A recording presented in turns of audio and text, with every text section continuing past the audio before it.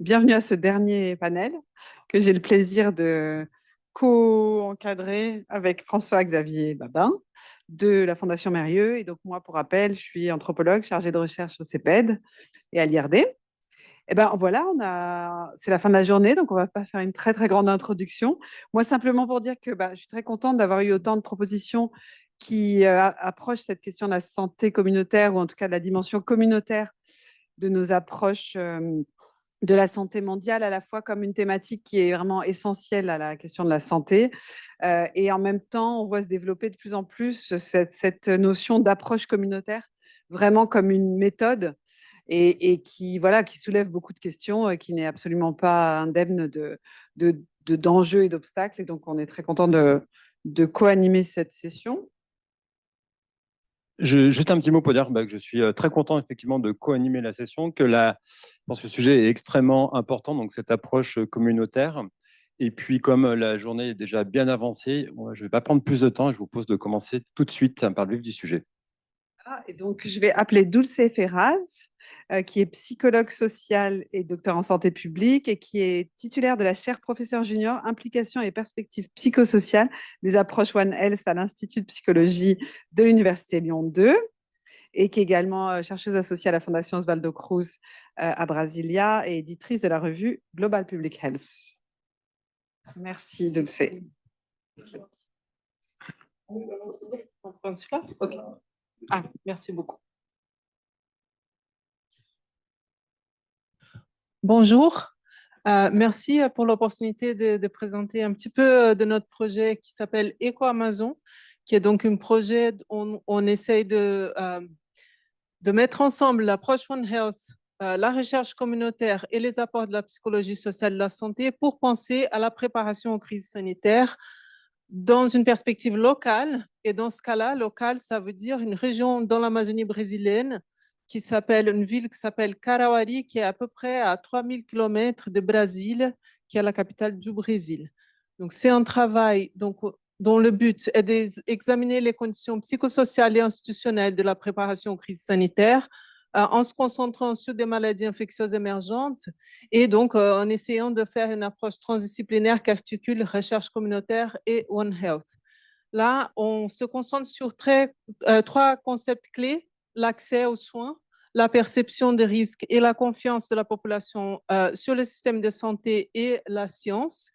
Et on a choisi de travailler dans cette région parce que la forêt amazonienne est une région d'une forte biodiversité qui amène un risque accru des spillovers des pathogènes et aussi où l'accès aux soins est difficile. Et cette région en particulier, qui s'appelle le Moyen-Jurois, est une région où il y a un manque absolu de données sur la santé humaine, même s'il y a beaucoup de recherches sur la santé animale et environnementale. C'est aussi une région où il y a une forte organisation sociale locale qui est articulée à une approche scientifique très puissante à partir de l'installation d'un institut avec lequel on travaille, qui est l'Institut Jurois, qui travaille donc sur la recherche sur la biodiversité et le développement durable avec les communautés de la région. Donc, nous, on a construit les projets avec eux et aussi en collaboration avec l'Institut national de la recherche sur l'Amazonie, l'INPA, à travers d'une co-tutelle d'un projet doctoral. Et après, on a négocié ces projets à travers des structures de gouvernance communautaire qui existent, parce que, comme j'ai dit, c'est une région d'une forte organisation sociale qui ont approuvé notre projet et on a commencé notre travail de terrain en juillet 2025.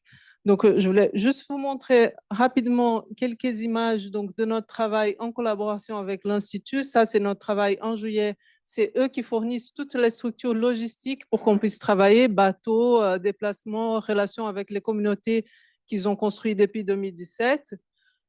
Pourquoi c'est important de regarder la question de l'accès aux soins? C'est une région qui est très éloignée. La région urbaine il y a un grand nombre de communautés rurales qui sont très éloignées de la région urbaine. Et voilà, ça, c'est les beaux fleuves jurois dont on travaille. Merci. Merci pour cette présentation. Alors, innover dans la prise en charge des maladies chroniques dans un pays du Sud, coordination des soins, interprofessionnalité, formation et appui numérique pour améliorer les parcours de soins. Aujourd'hui, les maladies chroniques représentent la première cause de mortalité dans le monde. Et pourtant, les systèmes de santé sont encore largement organisés autour de la prise en charge des maladies transmissibles. Ce modèle n'est plus adapté, est plus adapté aux besoins des patients qui nécessitent un suivi au long cours. L'Organisation mondiale de la santé, dans un rapport intitulé Saving Life, Spending Less, du 18 septembre 2025, nous informe que pour 3 $ supplémentaires par personne et par an, nous pourrions d'ici 2030 sauver 12 millions de personnes et éviter 28 millions d'infarctus du myocarde et d'accidents vasculaires cérébraux. 3 $, mais à une condition, mieux accompagner les patients. L'étude Développe, qui est présentée juste ici sur la photo, menée auprès des patients atteints d'épilepsie, a montré que l'accompagnement de ces patients, par l'intermédiaire de volontaires villageois, a permis de diminuer le déficit de traitement d'environ 15%, ce qui nous prouve que l'exercice coordonné favorise la continuité et la pertinence des soins. C'est l'objectif de notre projet PC2IC qui est mené au Cambodge et financé par l'Agence nationale de la recherche. Son objectif est d'expérimenter un modèle intégré de soins pharmaceutiques coordonnés entre l'hôpital et les soins primaires pour la prise en charge des maladies chroniques. Comment ? Pour mieux coordonner, en créant un modèle de coopération entre des professionnels de santé d'environnements différents, l'hôpital, le milieu communautaire, et de profils très variés mais complémentaires, médecins, pharmaciens, infirmiers, volontaires villageois. En construisant des organisations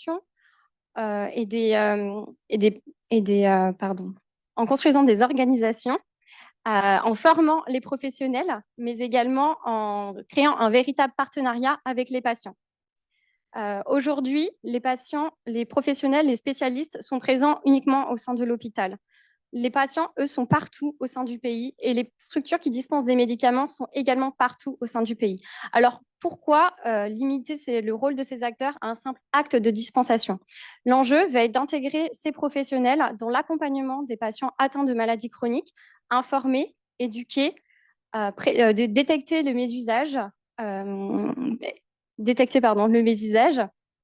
et alerter en cas de problème. Bref, l'objectif va être de les replacer, d'avoir un rôle essentiel dans la continuité des soins.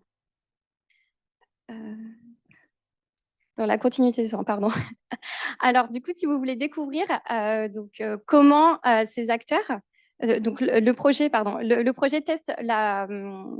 teste la faisabilité d'un tel modèle.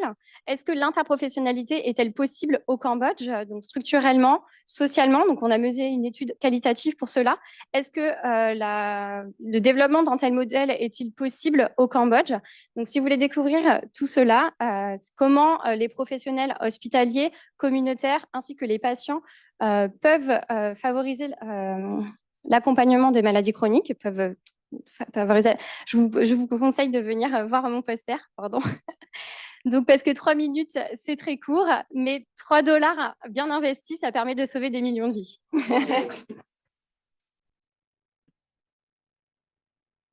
Merci beaucoup, Élodie.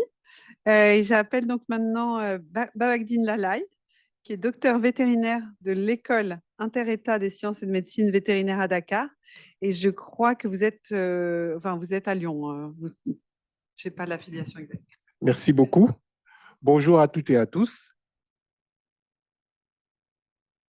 Alors, moi, je suis docteur vétérinaire depuis 19 ans et j'ai eu à travailler dans différentes structures privées, étatiques et non gouvernementales, essentiellement dans la formation d'étudiants et de professionnels.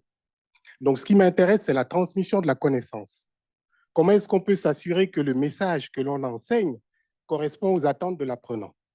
Dans cette quête, j'ai repris mes activités avec un Master 2 en sciences de l'éducation et de la formation. Et actuellement, je fais un doctorat sur la simulation en formation vétérinaire. Donc, la simulation, c'est l'utilisation de modèles ou de réalité virtuelle pour reconstruire un environnement qui va servir à l'enseignement et à l'entraînement de personnel de santé.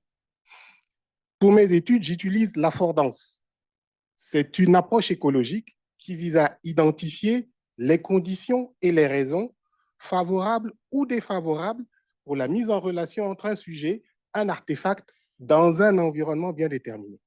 C'est très loin de l'approche une seule santé, je vous l'accorde. Cependant, dans mes recherches, j'ai comparé comment est-ce que le milieu de la formation médicale et celui de la formation vétérinaire utilisent la simulation dans leur cursus de formation. Sans surprise, tout est différent. L'architecture mise en place pour l'utilisation de la simulation chez les médecins n'a rien à voir avec ce que font les vétérinaires. Alors, j'ai voulu chercher pourquoi. Et en cherchant pourquoi, je suis arrivé à la conclusion suivante. L'important, ce n'est pas ce qui différencie le vétérinaire, le médecin et l'expert de l'environnement. L'important, c'est que face à un même problème, ces acteurs de ces trois disciplines, ils vont réfléchir différemment, agir différemment. L'essentiel, c'est que ces différences, il faut les transformer en complémentarité. Parce que ce qui fait la force d'une équipe, c'est que chacun de ses membres contribue à lui faire atteindre la victoire. Ce qui veut dire que si on cherche une seule santé qui est efficace et qui est effective, il faut arriver à créer des cadres qui vont mettre en place la possibilité que cette complémentarité s'exprime. Chaque acteur amène sa pièce du puzzle et l'image finale, c'est celle d'une seule santé unique pour tous. Voilà ce que je voulais partager avec vous. Je me dis que vous êtes acteurs et experts de l'approche d'une seule santé et j'espère que comprendre que les autres sont différents, mais qu'ensemble, vous vous complétez, ça pourra peut-être vous aider. Je vous remercie de votre attention. Merci beaucoup. Merci beaucoup. Je me permets de préciser que vous aviez aussi une deuxième intervention qui sera présentée sous forme de poster. Donc, n'hésitez pas à retourner discuter avec le professeur Lalaye. Alors, j'appelle maintenant Julien Magne, qui est à Limoges et qui est PUPH en épidémiologie, santé publique, chef de service du CDCR, du CHU de Limoges. Je vous laisse la parole. Merci beaucoup. Alors, pardon.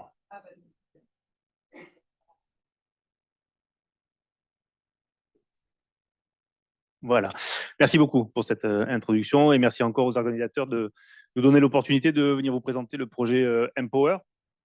Donc, Empower pour la notion d'empowerment, empouvoirment, comme disent les Québécois, en capacité les personnels de santé. Donc, c'est sur cette thématique que s'appuie ce projet, dont l'objectif va être de tenter de diminuer les déficits de traitement dans des zones rurales au Bénin, au Togo, en s'appuyant sur le rôle central des agents communautaires de santé et en déployant un certain nombre d'outils numériques, d'applications ou d'outils digitaux. Donc ça, c'est l'objectif principal de cette étude Empower. Je n'ai pas trop besoin de vous convaincre, je pense, de l'impact et du fardeau des maladies non transmissibles au niveau mondial, leur impact sur les maladies, sur les endpoints assez durs comme la mortalité.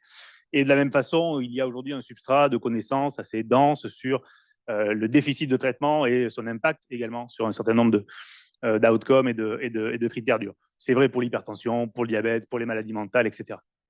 Et donc, l'objectif d'Empower est vraiment d'essayer de viser, de cibler ce déficit de traitement pour, in fine, améliorer le pronostic des patients. C'est un projet financé par l'Union européenne qui est en consortium porté par l'Université de Limoges, également avec un certain nombre de partenaires, l'Institut de santé publique et tropicale suisse, l'UNFM, l'Université d'Abomey-Calavi au Bénin, l'Université de Lomé au Togo, et puis les universités du Luxembourg et l'Université de Catane en Sicile. Le projet est basé sur 4 années de développement de projet en 3 phases. En phase A, une contextualisation, une analyse assez fine, en tout cas la plus fine possible, du système de santé local, à Lomé, bien sûr, et à Cotonou. Alors, ce sont 2 zones que l'on connaît bien, que nos équipes connaissent bien depuis un certain nombre d'années, mais également essayer d'évaluer et de mettre en place la structure qui va permettre aux agents communautaires de santé, mais également aux soignants de première ligne, de pouvoir co-construire ensemble l'intervention qui sera proposée dans la phase B. Donc, cette intervention, elle va viser à améliorer tout un tas de connaissances et donc à encapaciter les agents communautaires de santé, de façon à leur permettre de dépister, screener, dans un certain nombre de cas également diagnostiquer, mais également éduquer et suivre des patients porteurs de pathologies non transmissibles assez larges. On va de l'hypertension, des maladies cardiovasculaires, métaboliques, mais également rénales et mentales. Et dernière phase, phase d'évaluation, bien entendu, avec la volonté d'évaluer une efficacité de cette approche communautaire et de cette intervention sur le déficit de traitement en premier lieu, mais également la qualité de vie, un certain nombre de paramètres cliniques, bien entendu, et puis une évaluation de type coût-efficacité. Voilà, le projet porte sur 4 ans, donc dans 4 ans, on espère pour le 4e, 5e Forum Frog, on essaiera de venir vous présenter les résultats de ce projet. Merci. Merci beaucoup. Merci beaucoup, Julien. Maintenant, je donne la parole à Gilles Cottrel, qui est épidémiologiste, directeur de recherche en sciences de la durabilité à l'UMR Mérite à l'IRD, basé à la faculté de médecine, de pharmacie de Paris, dont il est directeur adjoint. Ah, je ne le voyais plus. Merci beaucoup pour l'introduction, pour l'invitation. Donc, je vais vous présenter le projet SUCOPA, approche communautaire pour la surveillance et la prévention du paludisme chez les populations vulnérables au Bénin, que sont les enfants et les femmes enceintes. Je ne parlerai pas ici des femmes enceintes pour des raisons de temps. Alors, SUCOPA est un consortium qui associe trois structures de recherche. C'est porté par l'IRD, auquel j'appartiens, l'Institut de recherche clinique du Bénin, l'IRCB, et l'Université d'Abomey-Calavi, puisque je co-dirige ce projet et on l'a conçu ensemble avec le professeur Armel Djenantin. Et on est très content aussi, et c'est extrêmement important, le PNLP, le Programme national de lutte contre le paludisme, est partenaire à part entière du projet et aura en charge le lead de l'intervention, dont je vous parlerai juste après. C'est un projet financé par Expertise France. Alors, ce projet est basé sur plusieurs constats, une stagnation, voire une régression des progrès de la lutte contre le paludisme depuis environ une dizaine d'années. La prise de conscience de l'importance d'un réservoir qui avait été un peu laissé de côté jusqu'à maintenant, le réservoir asymptomatique du paludisme, qui est la racine du mal. Pourquoi il y a des centaines de milliers d'enfants qui meurent chaque année du paludisme? C'est parce que leurs voisins, leurs parents sont infectés, porteurs, ne le savent pas, ne vont pas se traiter et donc sont la source de l'infection de ces enfants. Une utilisation sous-optimale des outils de lutte, je ne vais pas détailler, mais le paludisme fait l'objet d'une lutte intégrée avec plusieurs types d'outils de lutte qui sont globalement utilisés de manière sous-optimale pour différentes raisons, et en particulier probablement le fait que les populations elles-mêmes, les communautés, sont très souvent peu prises en compte dans l'implémentation des stratégies de lutte. Donc c'est ce qui nous a mené à proposer le projet SUCOPA, qui se décline sur 3 volets, 2 volets quantitatifs, on peut dire, donc un volet épidémio-entomo, essentiellement destiné à diagnostiquer. Excusez-moi. Donc, il est basé sur un suivi de cohorte qui est aussi un essai en cluster en 3 phases. Donc, une phase pré-intervention, donc avec 2 volets quanti épidémio-entomo, avec une visite des participants toutes les 6 semaines, essentiellement pour diagnostiquer le paludisme et récolter tout un tas d'autres informations, données qui font l'objet d'analyses biologiques et interconnecté avec ces 2 volets, un volet qui est extrêmement important pour nous, socio-anthropologique, où là, il s'agira d'aller écouter les populations, avoir leur perception et du risque palustre et de leur vision des stratégies de lutte et de leur implémentation. En gros, essayer de comprendre pourquoi ça ne marche pas. Pas que les communautés, ceux qui travaillent aussi pour les communautés, comme les relais communautaires, les agents de santé en communauté.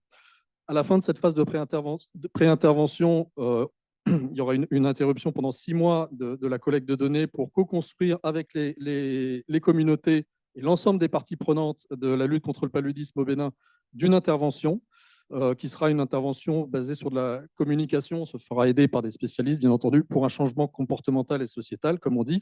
Et en 3e phase, donc un tirage au sort sur 6 des 12 villages qui constituent chacun des 2 sites. Je ne l'ai pas dit, il y a 2 sites au nord et au sud du Bénin.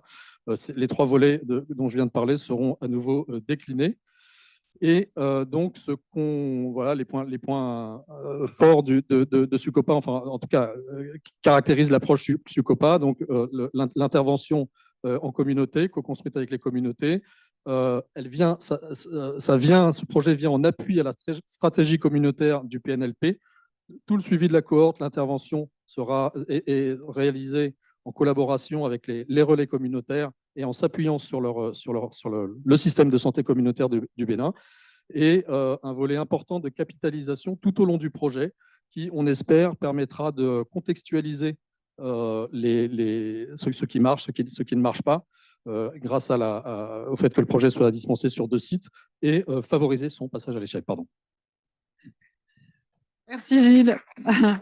Merci pour le temps.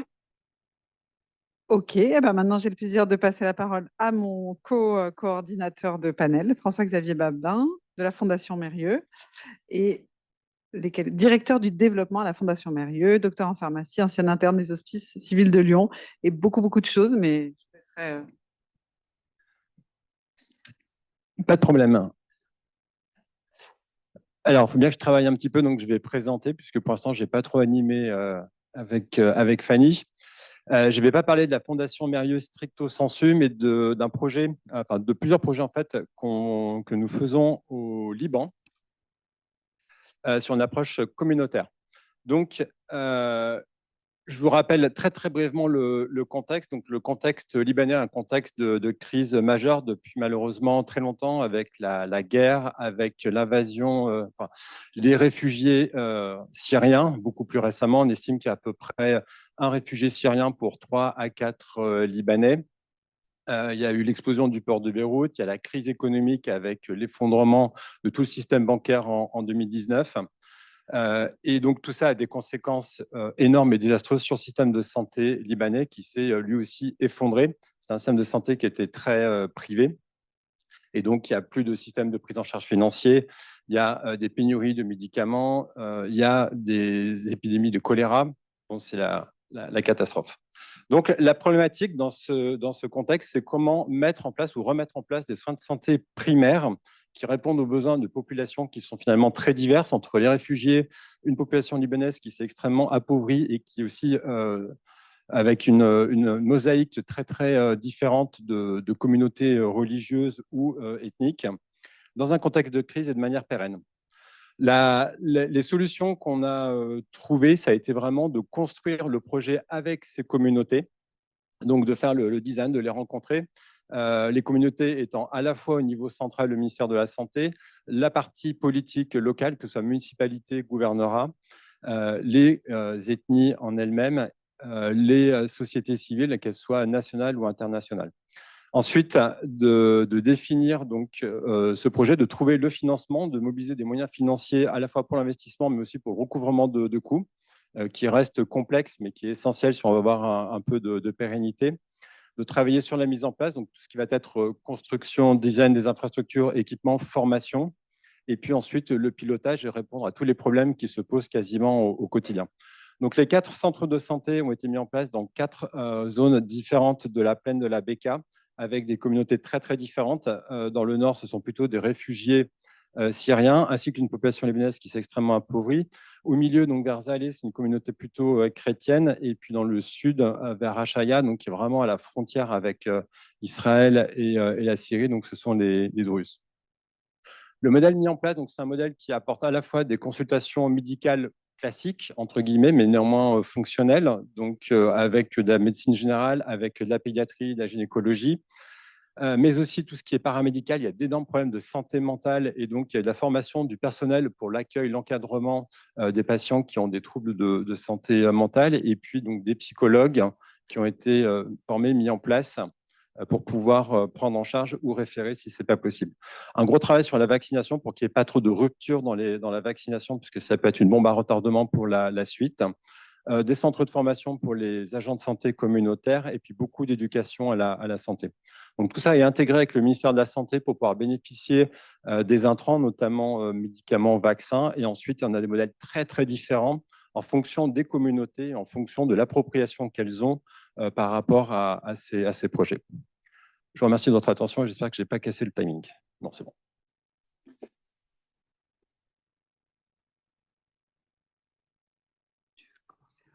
Je pense qu'on peut du coup enchaîner sans plus attendre sur les questions.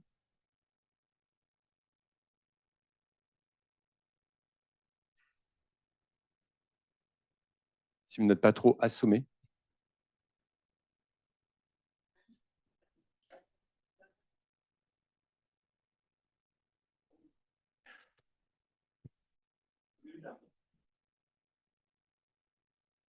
des représentateurs qui se sont intéressés aux maladies chroniques. Donc, c'est essentiellement les équipes de Limoges, enfin, aujourd'hui en tout cas. Voilà. C'est juste en termes de stratégie aujourd'hui pour mobiliser des ressources pour ce type de recherche. Voilà. Est-ce qu'il y a des spécificités que vous rencontrez en termes de recherche de financement?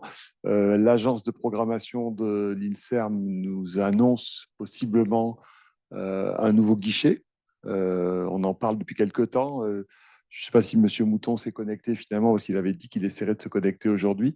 Mais bon, voilà. Donc, d'une manière générale, la réflexion que ça vous amène sur le financement de la recherche sur les maladies chroniques et les approches globales telles que celles que vous avez décrites. Bon, c'est en effet une difficulté importante et supplémentaire dans le contexte des maladies chroniques, au-delà de la diversité des approches, au-delà de la diversité des modes de prise en charge. Il y a aussi cette difficulté de trouver des financements ad hoc et pérennes sur des projets spécifiques. Ici, l'idée était de vraiment essayer d'adresser de façon très globale un pool assez large de pathologies, de façon à ne pas avoir une action unique sur une pathologie en mettant en place des actions assez fortes hein, qui sont quand même impactantes sur les populations et notamment sur les agents communautaires. Donc d'avoir un pool, faire monter en capacité ces agents communautaires sur, encore une fois, une variété de pathologies et avoir un impact qui, logiquement, paraît plus fort. La chance qu'on a eue, entre guillemets, c'est que l'Europe a proposé un call très spécifique dans lequel le projet en lui-même pouvait très facilement rentrer et donc on a sauté sur l'opportunité. Néanmoins, c'était un travail d'une réflexion bien en amont. Ça faisait déjà pas mal d'années que le professeur Preux, Pierre-Émile Bruand aussi, côté Limoges, réfléchissait à ce genre d'approche. Donc là, il y a eu un alignement des planètes et ça s'est bien fait sur l'aspect financement. Maintenant, je pense malgré tout que ces difficultés de financement, elles peuvent être aussi dépassées par ces approches les plus globales possibles. Je crois qu'il faut, en tout cas sur les maladies chroniques, c'est encore plus vrai peut-être sur les maladies purement cardiovasculaires et métaboliques, l'approche d'une seule pathologie, une sorte de one-shot comme ça, sur des dimensions communautaires, il n'y a plus de financement pour ça. Il y a beaucoup moins de financement pour ça. Et cette approche plus globale est peut-être plus facile aussi à vendre et à aller chercher des financements un peu plus pérennes parce que plus impactantes aussi.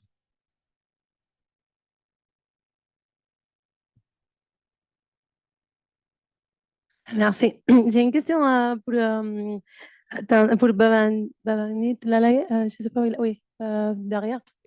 Pardon. Non, j'ai une question parce que ça m'intéressait bien votre travail sur les formations donc, voir les différentes, à la base, comme les formations de médecins et les formations de vétérinaires sont différentes, la culture que tu t'imprègnes là-dedans pendant toutes ces années. Et je trouve bien sûr qu'il faut aller chercher comment c'est différent, on peut les convertir en complémentarité. Mais ma question là, c'est est-ce que dans votre travail, vous avez, je sais pas, est-ce que vous avez des pistes comme faire ça? Est-ce que ça veut dire qu'il faut intervenir au niveau des formations pour que déjà dans les moments qu'ils sont en train de se former, il y a une pensée à l'autre profession comme tu l'intègres, ou bien c'est d'autres pistes d'intervention dans ce sens? Si vous pouvez en dire un peu plus, c'est ça.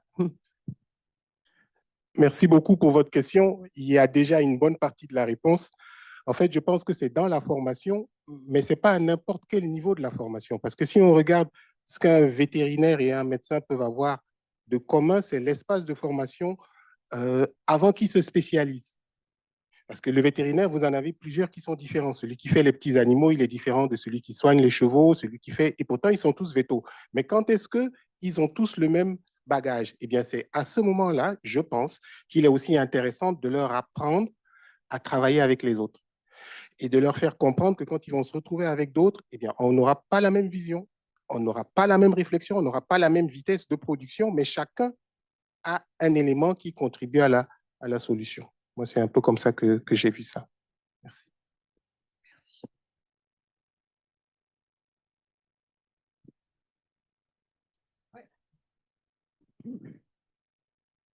Oui, bonjour, je voulais reposer une question pour, je crois que c'était l'Institut Pasteur, Catherine, c'est ça, sur l'intégration en fait communautaire de la surveillance.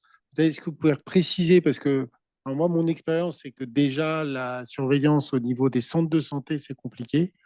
Et que, du coup, je voulais savoir quelle était un peu l'innovation que vous aviez proposée pour réussir en plus, enfin, l'intitulé, c'est au niveau national. Du coup, je peux demander, voilà, quelle était l'échelle de ce type d'intégration et quelle était l'innovation, en fait, pour que ça fonctionne. Pardon, je ne me suis pas présenté, donc Mathias, et je travaille à l'ISPED, Université de Bordeaux.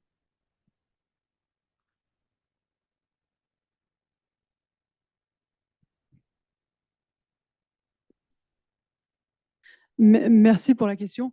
Oui, donc en fait, il y a différentes étapes, mais enfin, il y a un élément qui est super important, c'est plutôt à l'échelle départementale, où en fait, il y a l'établissement d'équipes qui vont effectivement apporter un soutien de supervision et aussi d'analyse des données à l'échelle départementale. Donc, apporter un soutien aux agents de santé communautaire, parce que souvent, ils sont un petit peu laissés entre guillemets et pas beaucoup soutenus. Et donc les données transférées en utilisant bien sûr des applications mobiles qui sont souvent utilisées. Et ces données sont analysées à l'échelle départementale, puis à l'échelle nationale. Donc il y a cet aspect un petit peu One Health à l'échelle départementale. Et voilà, à l'échelle départementale et à l'échelle nationale. Mais après, à l'échelle nationale, c'est cette idée d'évaluer le système renforcé, donc évaluer la sensibilité et la spécificité du système. Donc, si cette approche améliore effectivement la détection des zoonoses de manière précoce, plus qu'un système où les agents de santé communautaire ne sont pas impliqués, par exemple. Donc, c'est vraiment essayer d'avoir une évaluation continue pour que ces projets puissent être financés à long terme. Donc, voilà. Merci. Est-ce qu'il y a d'autres questions? Je vais poser une question. Je vois que Monsieur Marc Aigro a une main levée, mais par contre, si Monsieur pouvait poser la question sur le chat, parce qu'on ne peut pas ouvrir son micro.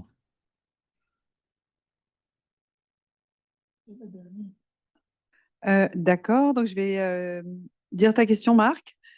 Pour Nathan, priorité santé faune, possible, c'est ça? Oui, c'est la dernière. Non, c'était. Ah si, Ok. je crois que c'était. Non, c'est une nouvelle question, je pense, qui doit être écrite.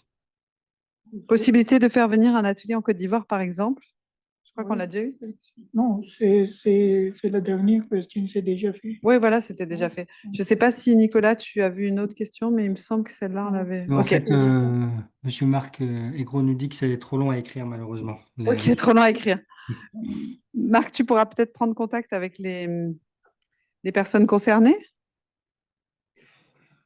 Et en attendant, je vais regarder dans la salle. Non? Toujours. J'ai une question, moi, du coup, pour Dulce, si je prononce pas trop mal, j'espère. Par rapport à l'Amazonie, est-ce que dans la région de travail, il y a des spécificités qui peuvent impacter notamment de déforestation et aussi de populations indigènes qui pourraient amener un peu de la complexité par rapport à la psychologie sociale?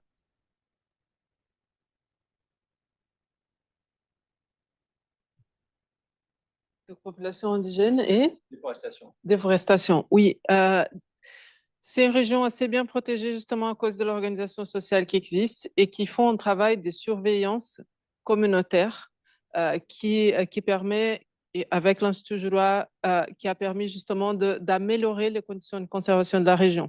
Alors, ça reste un travail qui doit être fait de manière continue pour que ça reste comme ça. Il y a 3 ethnies dans la région. Je ne vais pas savoir répéter toutes, mais en tout cas, nous, à cette étape-là, on n'a pas encore commencé à travailler avec les populations autochtones parce que il faut des autorisations spéciales pour ça au Brésil et on ne les avait pas encore, donc on attend. Mais oui, ça ajoute une couche de complexité au travail. Merci.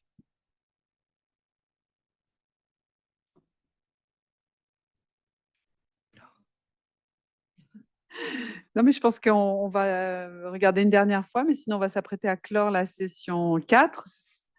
Voilà. Voilà, donc je te laisse peut-être annoncer la suite. Voilà, la suite, c'est simple, c'est la même chose que tout à l'heure, mais dans la salle à côté. Donc, c'est beaucoup plus facile. donc vous n'allez pas trop loin. Néanmoins, entre-temps, on vous propose un peu d'exercice physique, parce que n'oubliez pas, on est à l'OMS. Donc Nadi voudrait, pour ceux qui le souhaitent, mais je pense que ça intéresse tout le monde, vous faire visiter certains espaces de formation ici. Donc il va prendre la parole. Et moi, ce que je voulais vous dire, c'est que plusieurs d'entre vous m'ont dit, est-ce qu'on pourra partager les supports? Et ça nous semble évidemment très adapté de mettre tout le diaporama. On s'assurera que la présentation de Marie est rajoutée, hein, parce qu'on l'avait perdu ce matin. Donc, ce qu'on fera, c'est que, Ousmane, on demandera à chacun s'il est d'accord pour partager le diaporama qu'il a envoyé. Ou si vous voulez faire des modifications, s'il y a des choses sensibles voilà, que vous ne voulez pas diffuser. La diffusion sera restreinte aux participants enregistrés. Hein, c'est-à-dire les participants qui sont ici, plus ceux qui se sont enregistrés pour être en ligne. Et on mettra à chaque fois sur la présentation, en dessous du titre, l'email et tous les contacts que vous souhaiterez mettre, que ce soit votre format LinkedIn ou etc. Voilà. Et ceux qui ne le veulent pas, on leur enlèvera leur présentation. Et ceux qui n'avaient pas de présentation ce matin, ce matin ou cet après-midi, ils ont la possibilité de faire une diapo ou de ne rien mettre du tout. Voilà ce qu'on vous propose comme. Je parle sous ton contrôle, en tant que présidente du comité. Voilà. Donc, un petit mot rapide. Et donc, n'oubliez pas, on revient ici dans la salle pour discuter autour des posters et on clôture ici à 5h moins le quart comme prévu. Voilà. Ça aurait été sympa de faire une photo, mais on a complètement oublié. Alors, justement, je me présente rapidement pour celles et ceux qui ne me connaissent pas encore. Je m'appelle Nadi Eloyek, en charge du partenariat académique et de l'ancrage territorial à l'Académie de l'OMS. Donc, notre directeur ce matin de l'innovation et des apprentissages vous a accueilli, a parlé très rapidement et brièvement de l'Académie.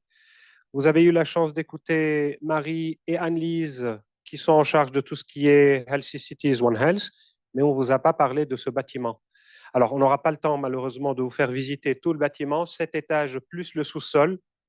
Néanmoins, je vous dis 2 mots. On a un plateau de simulation au -1, qui est vraiment un peu la vitrine de l'Académie de l'OMS, un joyau technologique pour faire de la simulation de gestion de crise sanitaire et d'afflux massif de victimes. Je ne pense pas que ça soit possible, malheureusement, de vous faire visiter ça aujourd'hui parce que votre journée est bien chargée. Néanmoins, une salle comme celle-ci, c'est des salles d'apprentissage. On en a 22 au total dans le bâtiment. Vous avez déjà vu l'Agora. Donc, peut-être à la fin de la journée, on peut prendre une photo en partant. Vous avez vu la cafétéria juste à côté. Il y a également un amphithéâtre, l'auditorium, qui est vraiment très beau. Ce sera l'occasion une prochaine fois de le voir.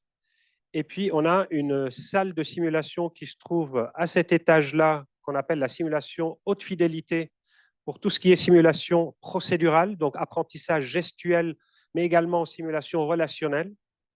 C'est assez intéressant. Aujourd'hui, elle n'est pas allumée, mais néanmoins, juste à côté, donc la salle qui se trouve juste à côté des posters, on a ce qu'on appelle la One Room. Alors, ici, vous êtes dans une salle connectée. La preuve, il y a des gens qui nous suivent à distance. Donc, on est dans la vraie hybridation.